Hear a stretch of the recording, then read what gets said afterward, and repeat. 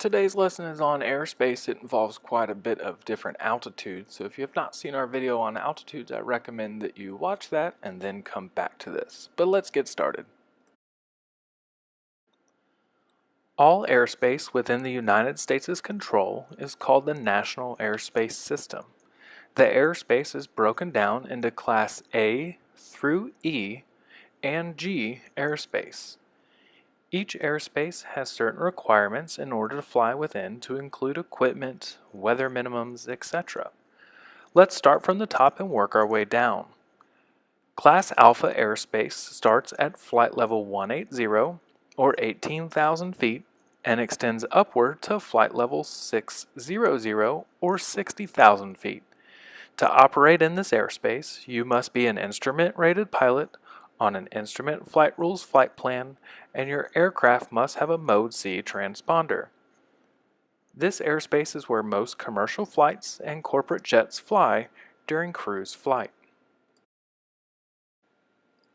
Class Bravo airspace surrounds our nation's largest airports such as Los Angeles, Chicago, JFK, Orlando, and Honolulu. Class Bravo airspace looks like an upside-down wedding cake, which will make it easier for you to picture the airspace when looking on a map. Class Bravo airspace normally starts at the surface or ground and then extends upward to 10,000 feet MSL. The top layer of the airspace is normally 40 miles across or 20 miles in each direction from the airport. You will notice in the picture on the right, the rings around the airport are in solid blue lines. These are the layers of the cake, and solid blue lines depict a Class Bravo airspace on a map. So let's take a deeper look. We see here that the inside ring says 70 over surface. This means that this layer starts at the surface of the ground and extends upward to 7,000 feet. The next ring says 70 over 20. This means the ring starts at 2,000 feet and extends upward to 7,000 feet. This ring sits on top of the inside ring, and the next ring starts at 3,000 feet and extends upward to 7,000 feet, sitting on top of the second layer. This is where the upside-down wedding cake shape comes to form. When we look at the airspace on a map, we need to picture the space as a three-dimensional object. Here's what the rings would look like in 3D. Next we have Class C or Class Charlie airspace. Class Charlie airspace is shown on the map by a solid magenta line. This airspace surrounds heavy traffic airports that are slightly less congested than Class Bravo. These include airports like Fresno, Raleigh-Durham, and Maui. Class C looks like an upside-down two-tier cake, similar to the Class B, but with only two layers. The top of this airspace is normally at 4,000 feet above ground level. If you are having trouble with the AGL and MSL, I'd recommend you look at our video on altitudes and then come back after you've brushed up on your terms. As we can see in this picture, the middle ring starts at the surface of the airport and extends upward to 4,000 feet. The outer ring starts at 1,200 feet and extends up to 4,000 feet. The Class C bottom layer is normally 10 miles across, 5 miles in either direction from the airport. The top layer is 20 miles across or 10 miles in each direction from the airport. This is Class D or Delta airspace. It is depicted on charts by a dashed blue line.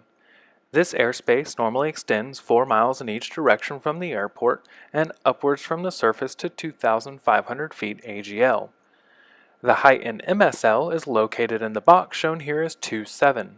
This means the top of the airspace is located at 2,700 feet MSL. If we look at the airport information on the chart shown here by the yellow line, we will notice the airport's elevation is roughly 200 feet.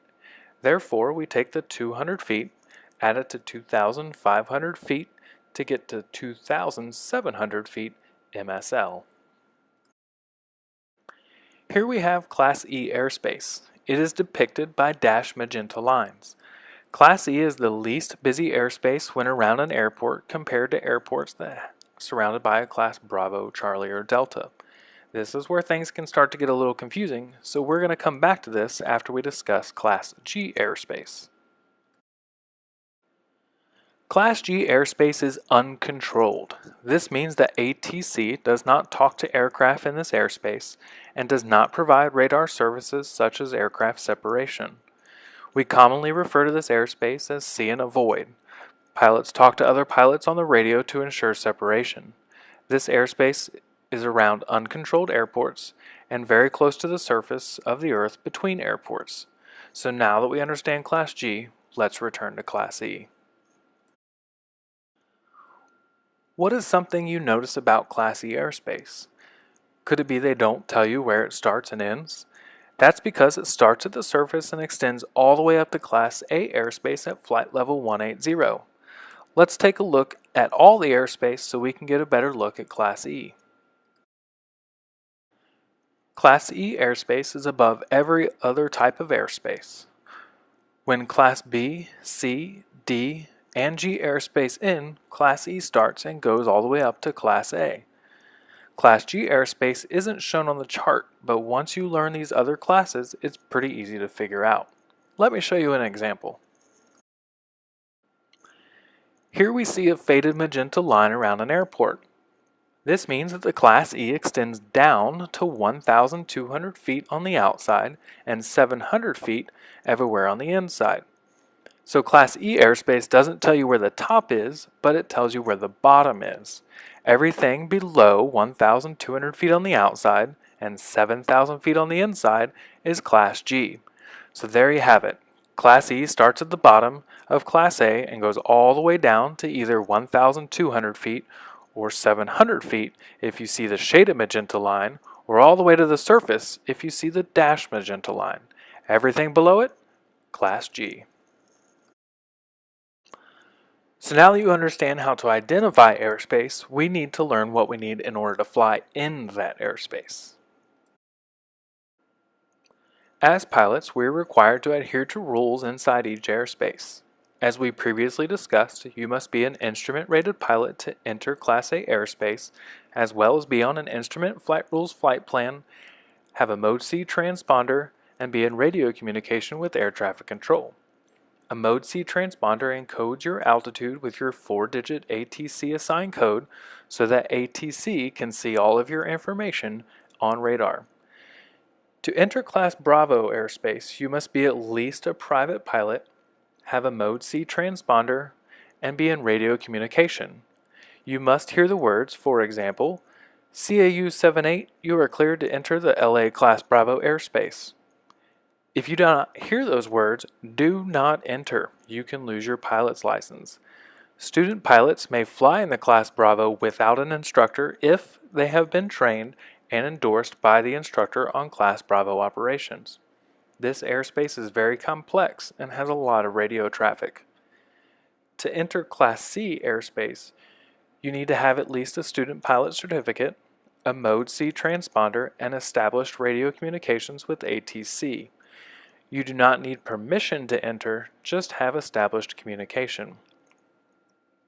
Class D airspace is the first airspace you do not need a transponder.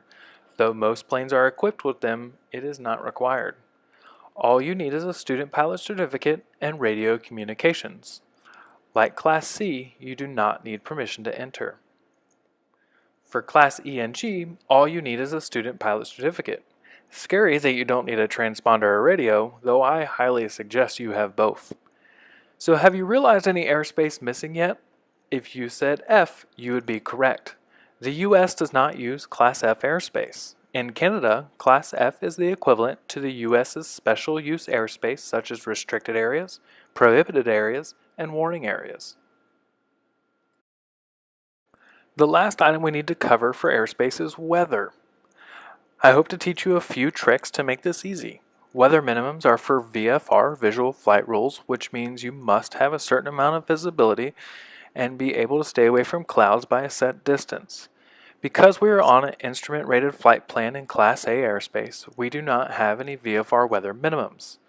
In Class Bravo, we just need 3 miles of visibility and be able to stay clear of the clouds. Since ATC can see us on radar and we had permission to enter, they can ensure that we are far enough away from other planes. For Class C, D, and E, we go by the 500 1-2-3 rule. We need to be able to stay 500 feet below the clouds, 1,000 feet above them, 2,000 feet away horizontally, and have 3 miles of visibility. 500, 1, 2, 3. Now with Class E airspace, there are some small changes depending on altitude. However, we will leave that for your flight instructor to cover in a future lesson. Finally, we come to Class G airspace. In Class G, we need 1 mile of visibility and clear of the clouds. Scary to think that some planes might not have working radios here. There are some small changes depending on night or day operation, but again, let's cover that in a future lesson. So recapping, Class A does not have VFR minimums. Class B is 3 miles clear of clouds. Class C, D, and E is 500, 1, 2, 3, and Class G is 1 mile clear of clouds. If you get your instrument rating, you don't need this. You can fly in the clouds. Alright, that's it. You're done. We covered the National Airspace System, rules for flying in each type of airspace, and the VFR weather minimums to operate in each. I hope you learned a thing or two, and good luck in your adventures on becoming a pilot.